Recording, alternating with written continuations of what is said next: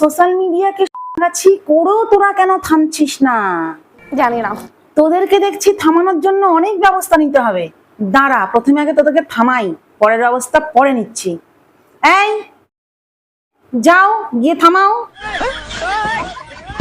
A few moments later.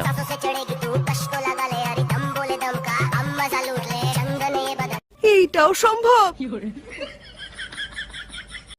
Hello Johnny দাদা, বলছি আমাদের ফেসবুকে সোশ্যাল মিডিয়াতে আমাদের বাংলাতে না অনেক গোষ্ঠী ঘুরে বেড়াচ্ছে, তো আমরা নিতে পারছি না।